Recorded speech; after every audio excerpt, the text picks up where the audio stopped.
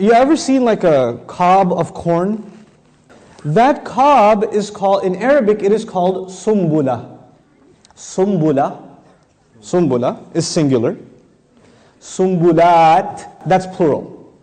That is plural. But the Arabic language is kind of cool because you can have more than one plural for one word. I'll give you an example that you know. Kafir, kafirun, kufar. Nabi, you can say nabiyun. You can say what else?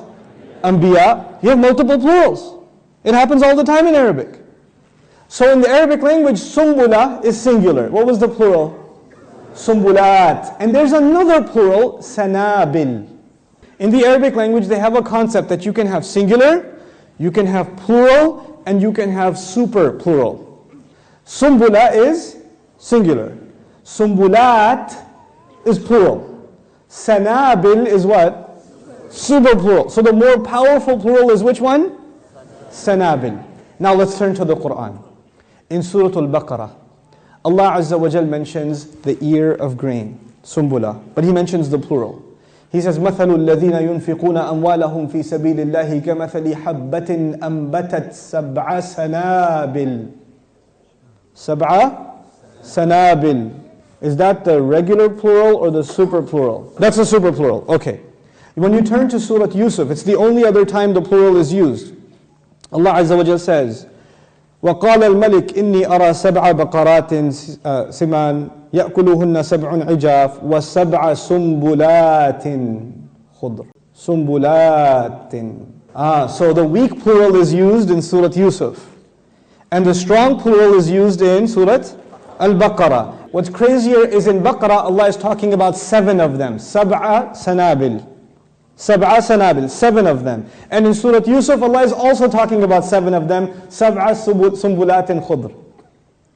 7 of them both times. So the number is equal. This is 7 and that is 7. Then how come one is more powerful and one is weaker? You would say if one is 75 and the other is 7, okay, I understand this one's more powerful and this one is weaker. But mathematically speaking, both of them in number are what?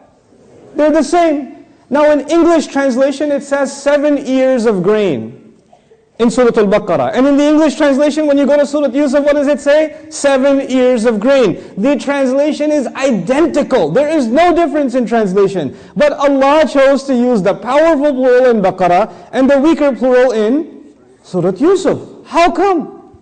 When you look at Surah Al-Baqarah, Allah says those who spend, the example of those who spend for the sake of Allah, in the path of Allah, is like a single seed. And every seed gives birth to 7 ears of grain. فِي كُلِّ سُنْبُلَةٍ مِئَةُ حَبَّةٍ. Inside every ear, there are 100 seeds. وَاللَّهُ يُضَاعِفُ لِمَنْ يَشَاءُ. And Allah multiplies on top of that for whoever He wants.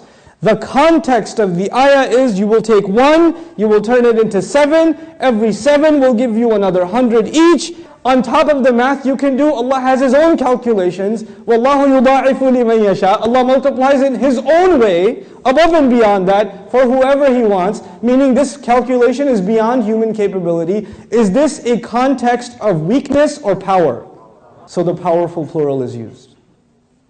When you turn to Surah Yusuf, the king sees a dream. Fat cows, skinny cows, 7 ears of corn.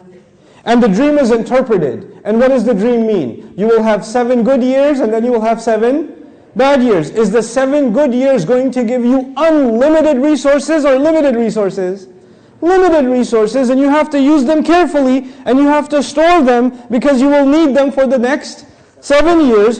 Is this a context of more powerful or weaker?